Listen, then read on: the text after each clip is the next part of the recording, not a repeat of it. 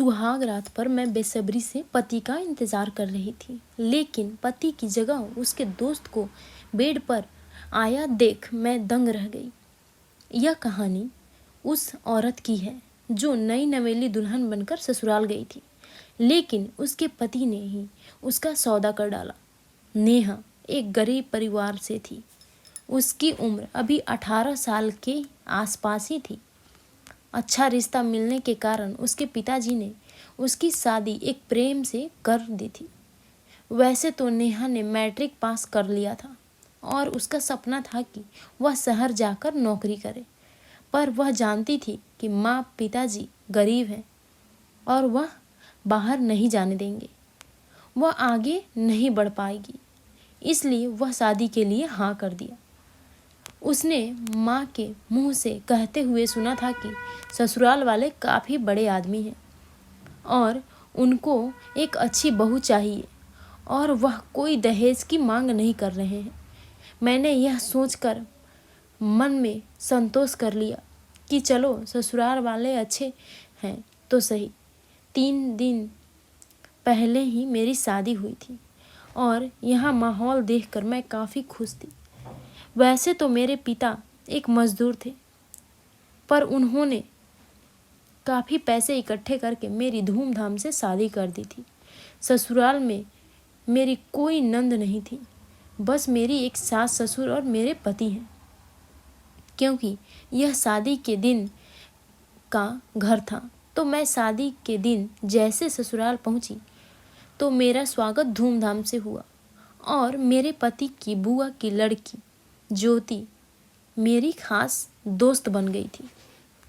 वह भाभी भाभी बोलकर मेरे पास बैठी रहती, पर 1-2 बार मेरे पति मेरे रूम में आए थे तो ज्योति बाहर चली गई थी।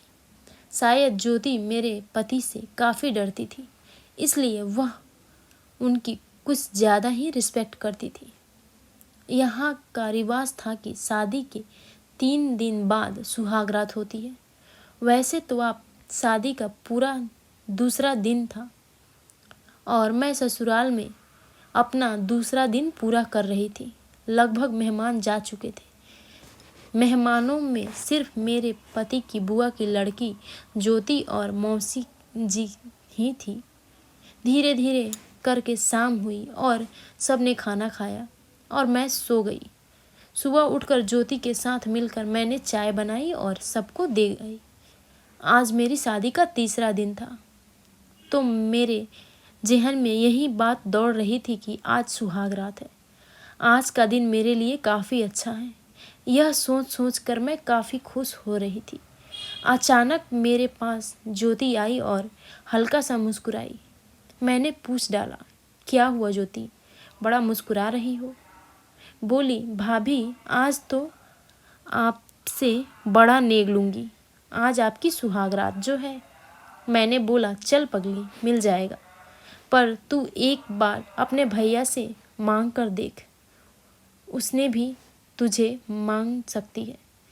जो ज्योति ने मुंह बनाकर बोली थी, मैं भैया से ज़्यादा बात नहीं करती हूँ।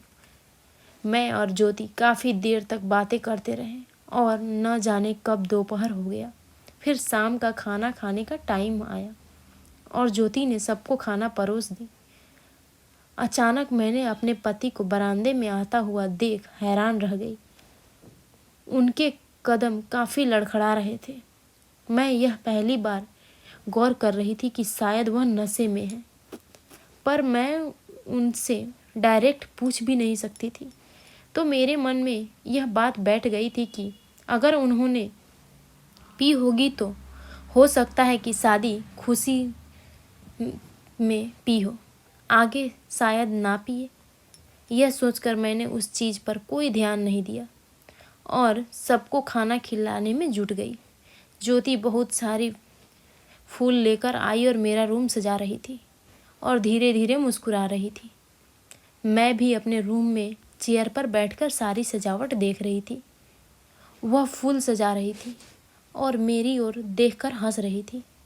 मैं उसकी हंसी में सब कुछ समझ रही थी कि वह क्यों हंस रही है, पर मैं भी उसे चीज़ से काफ़ी एक्साइटेड थी। कि आज पता नहीं कैसे होगा, सुहाग रात कैसे मनेगी। यह सोच सोच कर मेरी ज्योति का हाथ बढ़ाने लगी। करीब 8 बजे के आसपास ज्योति ने मेरा पूरा रूम सजा दिया था और वह जब जाने लगी तो मैंने बोला, अभी बैठो ना, अब मेरा काम नहीं है, कुछ ज़रूरत पड़े तो बता देना। मैंने कहा, क्या बोली? अब तो भैया का काम है। मैं फिर उससे बोल दिया, चल पगली, बहुत मजाक करती है। वह हल्का सा मुस्कुराई थी और फिर मुड़कर बाहर निकल गई। मैं वहीं पर चेयर पर बैठी रही और अपने पति का इंतज़ार कर रही थी। बाहर बने एक बड़े बरामदे में प्रेम और उसके 2 दोस्त बैठकर दारू पी रहे थे।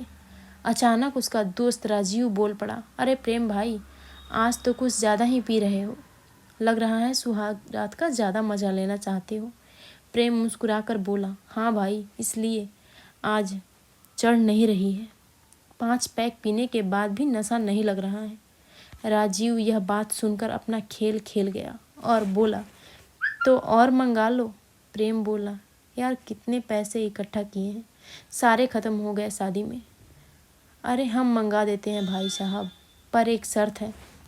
राजीव हंसकर बोला, कौन सी शर्त है? प्रेम ने जवाब दिया, अरे तुम अकेले अकेले भाभी के साथ मज़े लोगे तो हम कहाँ जाएंगे? हम तो बस आपके हेल्पर की तरह हैं। शादी तुम्हारी हुई है, दारू हम पिला रहे हैं। अब शायद प्रेम को नशा चढ़ गया था। बोला, कोई नहीं, तुम लोग भी मना लो। राजीव हल्का सा मुस्कुराया था। बोला, देख लो, फिर पलट मत जाना। प्रेम बोला, मैं जो बोलता हूँ वह करता हूँ। अब जो राजीव ने एक बोतल और मंगाकर पैक प्रेम को पिला रहा था, वह यह सब जानबूझकर कर रहा था ताकि प्रेम नशे में होकर गिर जाए, और यही हुआ। लगभग 5 पैग और पिलाकर राजीव ने प्रेम को गिरा दिया था और वह किसी बहाने से प्रेम के घर घुस गया। अंदर उसकी माँ खड़ी थी। अरे आंटी जी, प्रेम का चार्जर है और भाभी के रूम में वही लेने जा रहा। प्रेम की मम्मी ने हाँ बोल दिया, जाओ ले लो। रात के लगभग 10 बज रहे थे और राजीव की आंखों में हवस का गंदा खेल साफ नजर आ रहा था। वह प्रेम के रूम में घुसा और नेहा बेड पर घूंघट डालकर बैठी हुई थी। अगले पल राजीव ने बेड पर जाकर बैठ गया और नेहा का घूंघट उठा दिया। नेहा यह देखकर दंग रह गई। बोली, तुम कौन हो? अरे मैं तो प्रेम का बहुत गहरा दोस्त हूँ और तुम मुझे काफ़ी अच्छी लग रही हो। थोड़ा सा प्यार मुझे भी दे दो भाभी जी। प्रेम तो आ ही नहीं जाएगा, रात तो उसकी है। यह बात राजीव ने मुस्कुराते हुए बोली थी। क्या बकवास कर रहे हो? और प्रेम कहाँ है? चले जाओ वरना शोर मचा दूंगी। यह बोलते ही राजीव ने नेहा के दोनों हाथ पकड़ लिया और बेड पर गिरा दिया। लेकिन नेहा थोड़ा हिम्मत करके उठी और साइड में रखा बेलन उठाकर राजीव के सर पर मार दिया। राजीव के सर से खून निकलने लगा और वह बाहर की तरफ भागा। नेहा वापस बेड पर बैठ गई और सोचने लगी, शायद यह शादी करके वह पछता रही थी। आज सुहाग रात थी। उसने क्या क्या सपने देखे थे और उसका पति ही दारू पीकर बाहर पड़ा हुआ है। वह पढ़ी लिखी लड़की थी। वह जानती थी कि वह सब कुछ सही कर देगी और अपने पति को सही रास्ते पर ले आएगी।